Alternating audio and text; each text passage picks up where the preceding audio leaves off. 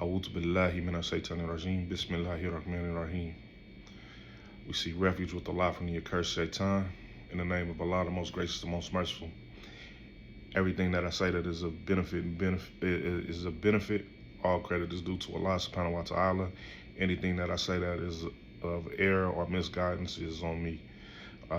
And I ask that y'all forgive me, and I'm not above being corrected or giving constructive criticism, advice, whatever. I welcome it. So I made, I talk about blood money recently in a few of my posts, and the blood money, reason why I talked about it, I was just thinking back about, I reflect a lot on my youth and my upbringing, and in my youth and my upbringing, and when I look around and just examine where I'm from, Oakland, the city as a whole, I say blood money is the reason why Oakland is no longer the beautiful black Oakland that we all grew up loving.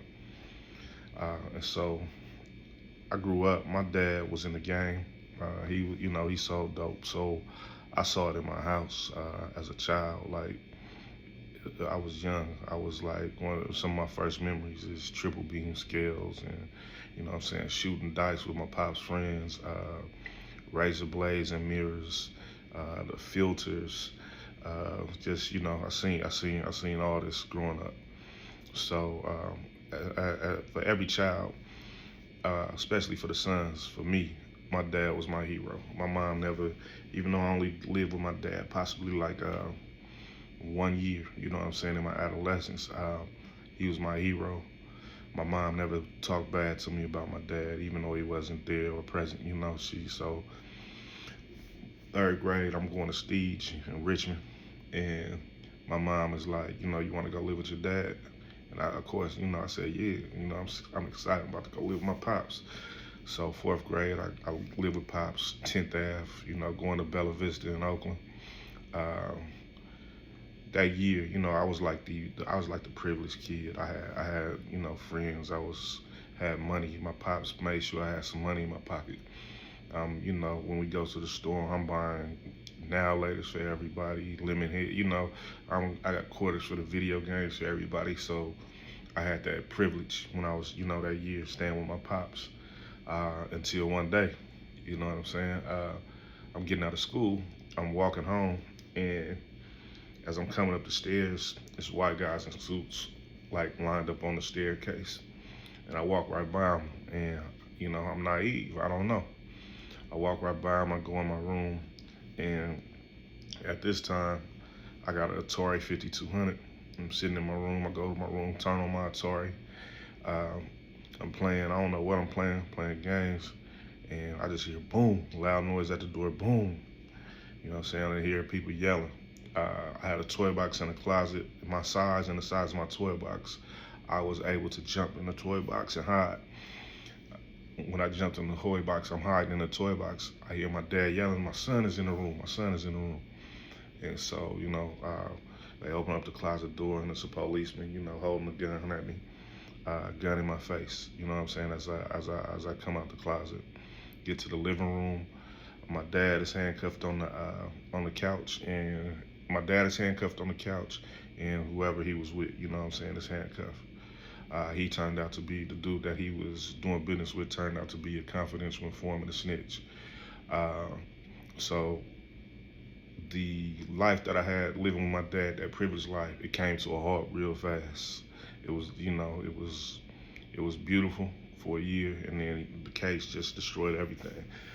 He went to jail. Of course, he bailed out, was back home, and, I stayed with him again. But after that ended my, he wound up going to the pen, and that ended the relationship that I had with my dad as I knew it. I wouldn't stay with my dad again until I was, I wouldn't stay with my dad again until I was, probably 17. And so, that was that. But, I wrote a little poem, and it's like, push dope, make money, that's what they say.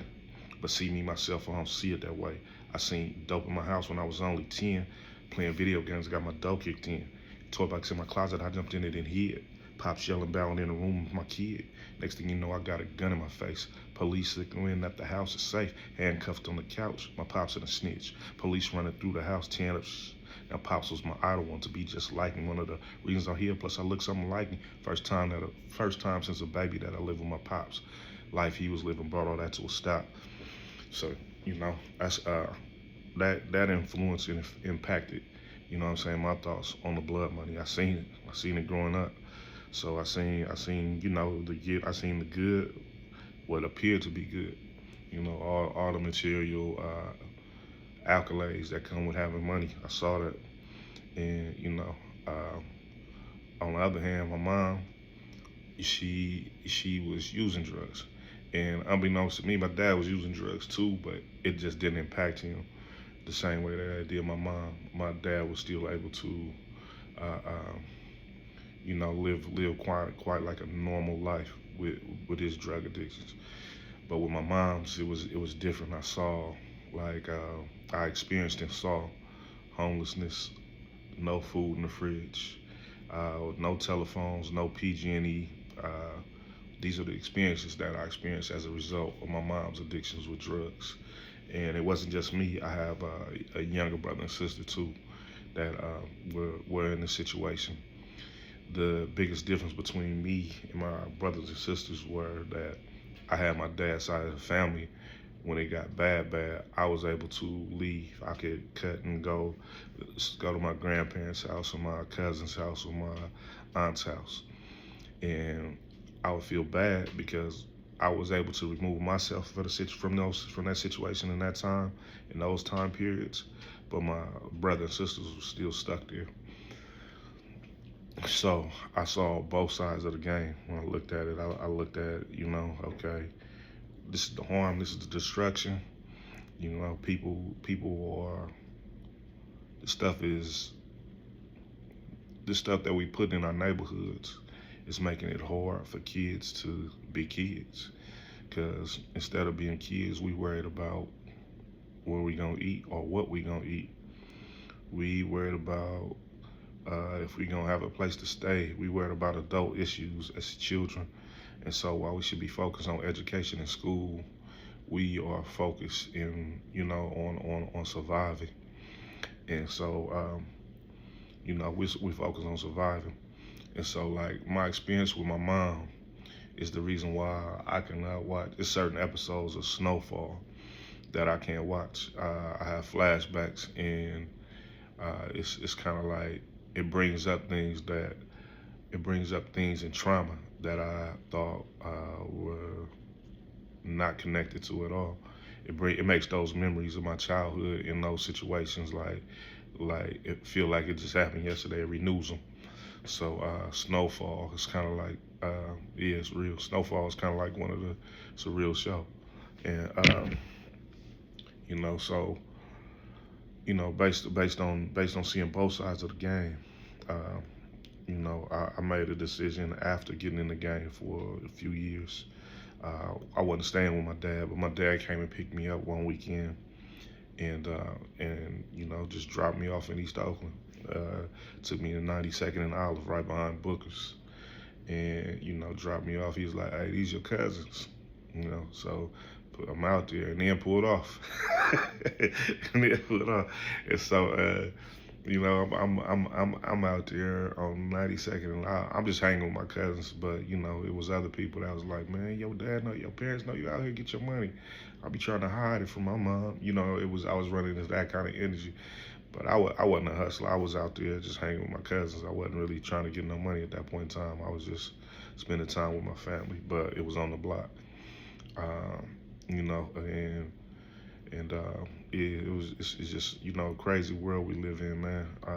Not a crazy world. It's a beautiful world we live in. Let me change that statement, man. Alhamdulillah for everything. It made me who I am, and so. I just want to share my experiences, a little bit of wisdom and a little bit of knowledge that I have. So hopefully it can benefit others, because the youth, I'm saying, I care about our youth. I care about us as a people. I had a, in that word us, it made me smile because I had a conversation with a brother earlier, and we were just talking about, You know, us came up in that conversation. For a lot of people, us means different things to different people. So when I say us, I think about, you know, our people, black people in America, what we've been through. I know the history. Um, and by knowing the history, it's like there's nothing that we can't overcome. There's nothing that we can't overcome. We still here. We still thriving. We go through our struggles, but we still here, and we still like we not just here, not just here and existing. We're influential. We influence a lot of things. We just gotta get more so. We gotta level up and get go from influencing to controlling. You know, and not controlling in an insecure, greedy, or power hungry way, but controlling things in a way that benefits us, you know, and controlling things in a way that Allah would, more importantly, in a way that Allah would be pleased with. If you Muslim, you know, for us and Muslims and for my Christian people, you know what I'm saying, that God would be pleased with for them, you know. No matter what our faiths are, the differences in our faiths, we still move and thrive and try to move, you know, with the same principles and the same goal in mind to please God uh, and to be, forgiven by God. So yeah, man, blood money, the music depicting us as killers, gangbangers, dope dealers, and sexual deviants. Uh, that's the people getting paid off that money is blood money because you're getting paid to promote something that is destructive and doesn't benefit us in the long run. It may benefit you personally and a few little people around you, but compare that to the people that listen to your music and don't have fathers or male role models, so they identifying you with somebody to look up to, and they, trying to live the life they see you living and wind up dead or in jail as a result of it. You could say you're not, you're just entertaining. You don't have no responsibility to, the people who listen to your music. But what we put out into the world, anything we do and put out into the world, we responsible for. You know what I'm saying? So keeping them brief and short, just do some research on blood money, what that means, and stay away from it if you can, man. I understand. If you feel like you stuck, man, pray. Pray for a way out. Ask God to give you a way out. Um, and the other thing that we don't do as a people, as a black man, is a lot of times, man, we don't ask people for help, man. We got to get it out the mud, get it on our own. Uh, Man, some of my roughest times in life, but it happened as I got older. Uh, I had to ask for help, and by asking for help, it helped me from having to go out on a limb and risk it all, to get it. I was blessed, and I know not everybody is blessed to have people that are willing to help, but ask for help, and even when people say no, and people reject you, man, keep grinding, keep pushing. Don't stop and pray, man. Greater than asking people for help is asking God for help. And so, yeah, don't be afraid, man. Let the put swallow the egos and some of the fake macho and bravado that we got, as a people. And that's that, man. Everybody stay blessed. Get you some halal money, some legal money, and saying take care of your family, raise and educate your people. Peace.